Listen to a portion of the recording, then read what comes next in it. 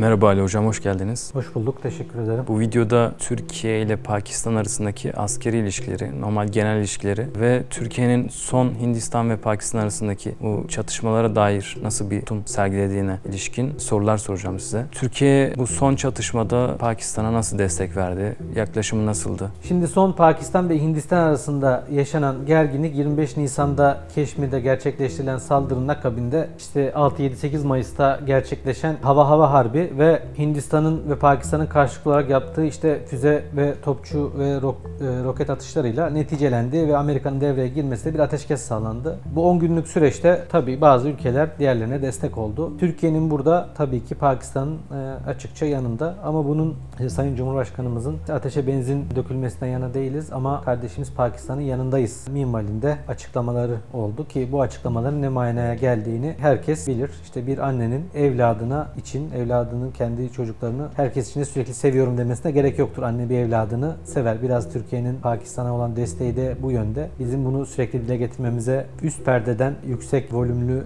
diller kullanarak söylememize gerek yok. Zaten Pakistan herhangi bir çatışmada, Türkiye de aynı şekilde herhangi yaşayacağı karşılıklı olarak ülkelerin Türkiye veya Pakistan yaşadığı bir sorunda bir diğerinin yanında bulacaktır. Çatışmalar yaşanırken TCG Büyükada Pakistan'ı ziyaret etti. Bu bir rastlantı mıydı yoksa? Aslında Büyükada'nın ziyareti bir rastlantı.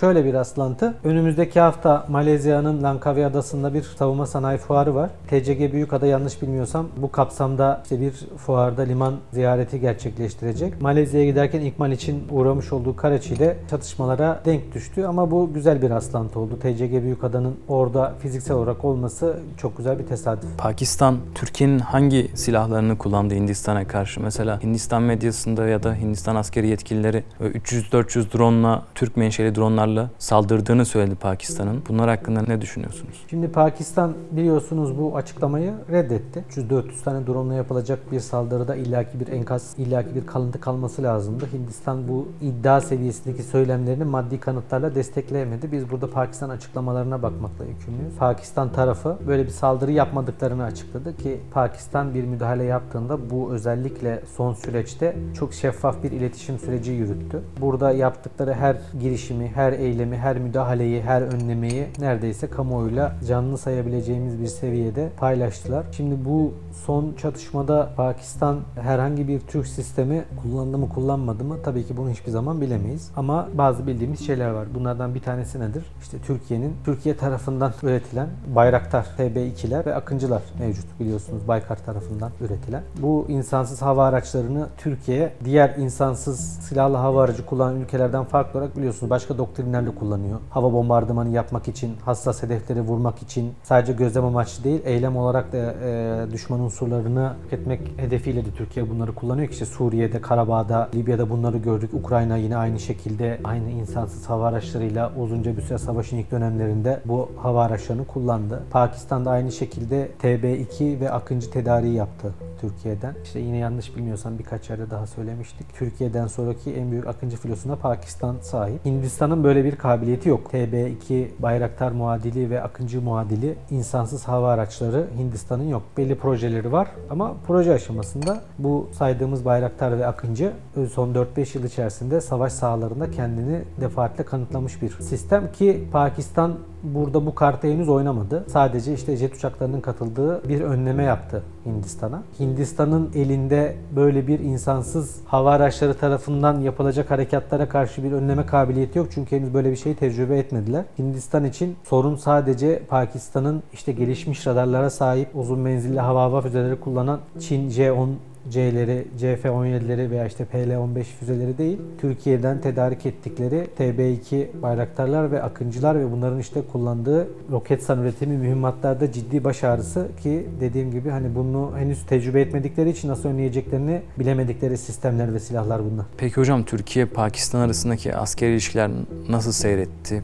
Türkiye'nin Pakistan'a sattığı silahlar neler? Şimdi Türkiye ile Pakistan arasında yüzyıllara dayanan ilişkiler var. Biliyorsunuz hani Kurtuluş Savaşı'nda işte Hint Antarktikası'ndaki işte ki Müslümanların Türkiye'ye yardımları var. Ki bunun öncesinde Trablusgarp Savaşı'nda, Balkan Savaşları'nda aynı şekilde milli mücadelede destekleri mevcut. Özellikle işte gelen Pakistanlı, o zaman için işte Hintli Müslüman olan Hintli Müslüman doktorlar var mesela Osmanlı ordusuna destek için göreve gelmiş. İşte biraz daha yakına geldiğimizde Pakistan'ın Kıbrıs Savaşı döneminde Türkiye'ye açık destekleri var. İki ülke zaten çok yakın seviyede karşılıklı olarak askeri eğitimlerle birliklerini eğitiyor. Pakistan Silahlı Kuvvetleri'ne deniz, hava, kara her üç kuvvette de Türkiye'deki harp akademilerinden mezun, deniz, hava, kara harp okullarından mezun yüzlerce subay bulabilirsiniz. Pakistan ordusunda halihazırda Türkçe konuşan, Türk Silahlı Kuvvetleri tarafından eğitilmiş yüzlerce subay görev yapıyor. Aynı şekilde iki ülke hava kuvvetleri arasında mübadele sistemiyle bizim pilotlarımız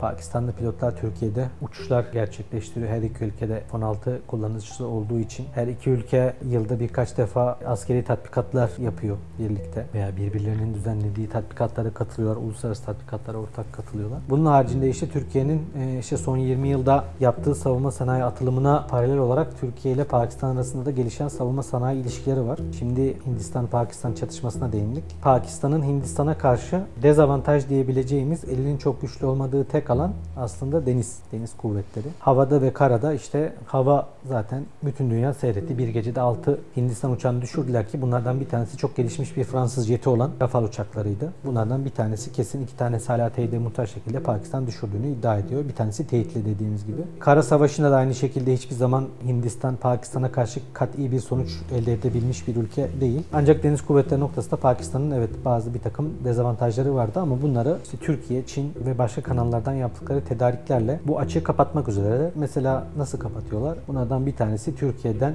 aldıkları Milgemler. Bizim ada sınıfı korvetlerimiz. Şimdi bunlardan 4 tane de Pakistan için inşa ediliyor ki bir tanesi teslim edildi, bir tanesi İstanbul'da yapılıyor, iki tanesi Pakistan Karaçi'de, Karaçi Tersane Komutanlığı'nda yapılıyor. Böylece Türkiye Pakistan'a bir savaş gemisi inşa edebilme kabiliyette kazandırıyor. Bu Türkiye'nin tek seferde yaptığı en büyük savunma sanayi ihracatıydı. Bu aynı zamanda Türk savunma sanayinin şöyle bir başarısı. Milli Savunma Bakanlığı'na bağlı ASFAD ana yükleniciliğinde İstanbul Tersane Komutanlığı'nda inşa ediliyor bu gemi ve yine aynı şekilde bizim işte gururla ifade ettiğimiz, başarılarıyla övündüğümüz savunma sanayi firmalarımızın burada ciddi katkıları mevcut. Aselsan'ın, Roketsan'ın, Havelsan'ın burada kullanılan sistemleri mevcut. Roketsan, Türkiye ve Pakistan gemilerinde daha evvel Amerikan menşeili Harpoon gemi savar füzelerini kullanıyordu biliyorsunuz. Şimdi Türkiye bunun muadili, hatta daha iyisi Roketsan eliyle atmacayı geliştirdi. Bunlar birer ikişer şekilde bizim milgemlerimize entegre ediliyor. Yine aynı şekilde bunlar Pakistan milgemlerinde de kullanılacak. Yani bu ne demek oluyor? İki batılı olmayan Müslüman deniz kuvveti batılı silahlardan bir nebze de olsun bağımsızlık kazanmış oluyor. Yine aynı şekilde bu gemilerin üzerinde Aselsan çözümü radar sistemleri, elektrooptik çözümler, yine 35 mm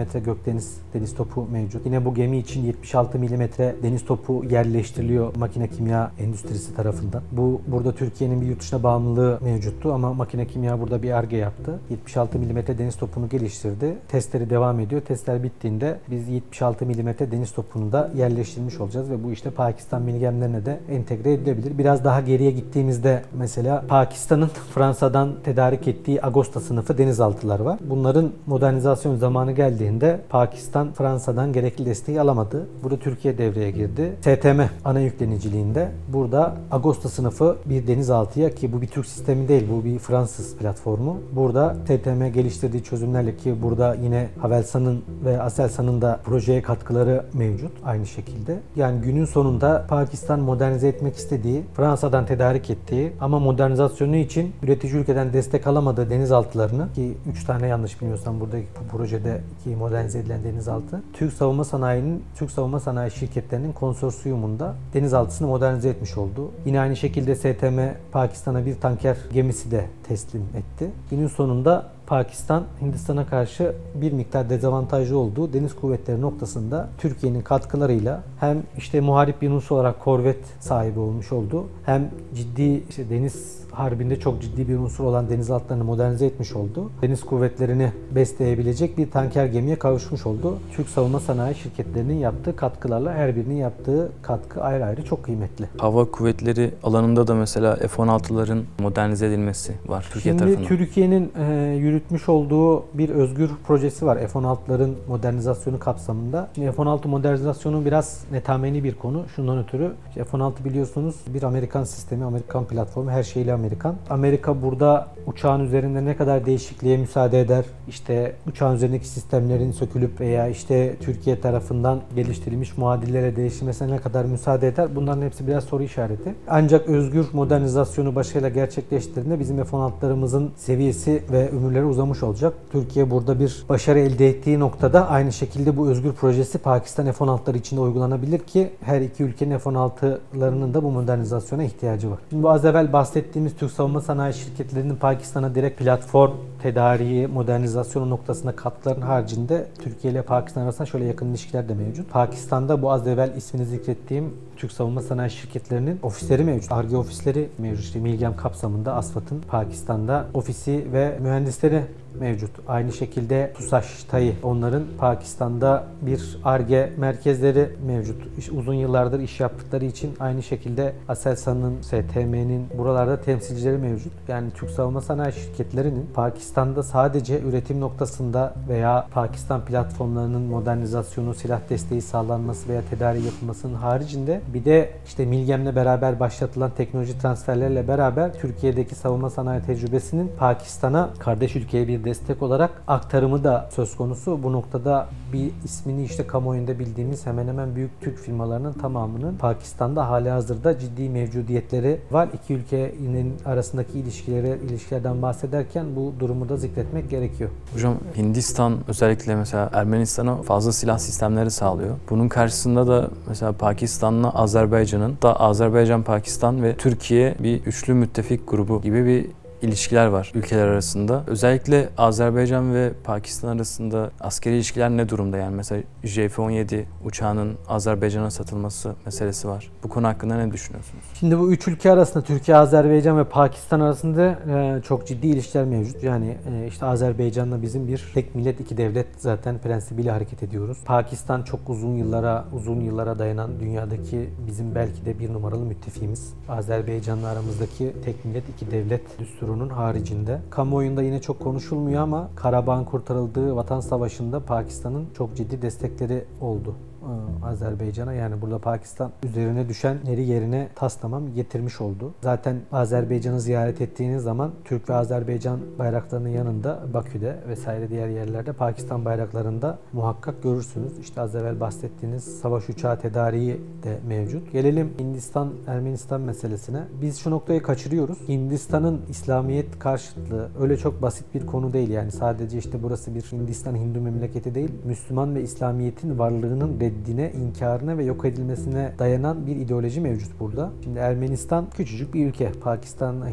Hindistan içerisindeki bir şehir bile olamayacak kadar küçük bir toprak parçası ve işte birkaç milyon nüfus var. Bu kadar nüfus Hindistan'ın belki bir mahallesinde mevcuttur. Buradaki Hindistan motivasyonu şu: Müslüman Pakistan tarafından destek verilen Müslüman Azerbaycan'a karşılık işte Müslüman olmayan bir unsurun Müslümanlara karşı desteklenmesi noktasında Hindistan'ın tüm motivasyonu bu yönde. Yoksa Hindistan'ın Ermenistan'la olan ilişkilerinden elde edebileceği en ufak bir fayda yok. Bir pazar olamayacak kadar küçük bir ülke. Hindistan'a herhangi bir krizde destek olamayacak kadar küçük bir ülke Ermenistan. Buradaki tüm motivasyonları Pakistan ve Müslüman karşıtlığı. Şimdi Pakistan-Türkiye ilişkilerini konuştuğumuz noktada tabii şunu her zaman akılda tutmak lazım. Ülkemizde son yıllarda yükselen ırkçı dalga nedeniyle olumsuz bir Pakistan imajı olsa da Pakistan bizim için dünyada hiç düşünmeksizin, neticelerine bakmaksızın, herhangi bir hesap kitap yapmadan savaşa girecek yegane ülkedir. Bunu yapabilecek askeri gücü var. Yani Pakistan Silahlı Kuvvetleri ciddi bir ordu. Üstüne üstelik bir de nükleer güç. Türkiye'de aynı şekilde Pakistan için hesap kitap yapmaksızın savaşa girer.